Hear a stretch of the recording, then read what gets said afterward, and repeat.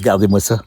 Elle est pas belle, ma Gaspésie? Je suis là pour vous parler d'un projet qui me tient à cœur depuis 5 bonnes années maintenant. Le retour des étudiants voyageurs. Les étudiants voyageurs, c'est une bande d'étudiants, une centaine d'étudiants accompagnés de professeurs qui sont allés en France en 1974 pour aller leur présenter un spectacle, l'histoire du Québec en 3 régimes, de Léandre Bergeron. Ça fait 50 ans de ça. Alors, une idée folle nous est venue par la tête, mais écoutez un petit peu tous ces commentaires de gens qui ont participé à cet événement. Bonjour, je suis Jean-Claude, français, ancien médecin des hôpitaux et néphrologue à la retraite. Moi, c'est Luc. Il y a 50 ans, j'ai vécu une expérience hors du commun. Et là, on le répète cet été. Magnifique!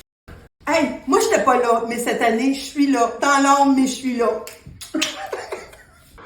En 1973, je faisais partie de la troupe du lycée de Saint-Quentin qui était venue présenter un spectacle de Molière et visiter le Québec.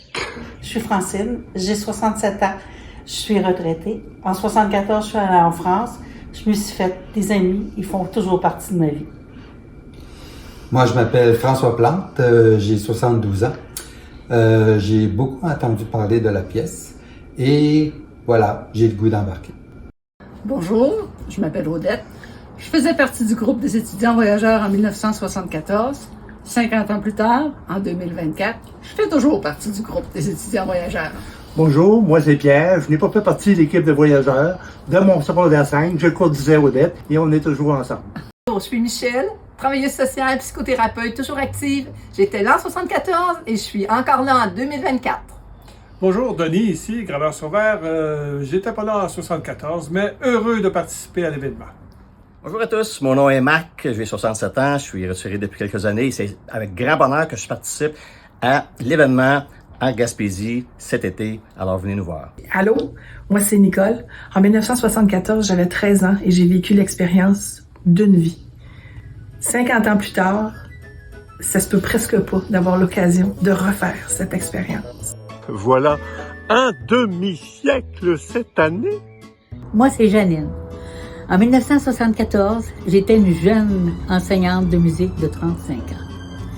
Ça a été une expérience extraordinaire. Quand on m'a demandé, 50 ans plus tard, de renouveler l'aventure, j'étais vraiment heureuse de retrouver mes anciens étudiants. C'est un rendez-vous. Bonjour, moi c'est France. Maintenant, j'habite Toronto depuis 35 ans. Beaucoup de choses se sont passées depuis. Mais quand j'ai su qu'on allait remonter la pièce, alors je me suis dit, sans hésiter, oui, je vais participer. Mon nom, Michel Daignon. En 74, es-tu né, moi? En tout cas, je ne serai pas dans la pièce. Moi, j'étais dans la pièce. J'ai 68 ans. J'ai tellement hâte de revivre ça. Puis cette année, Michel, il va jouer dans le show, lui-ci. Que d'émotions passées et à venir.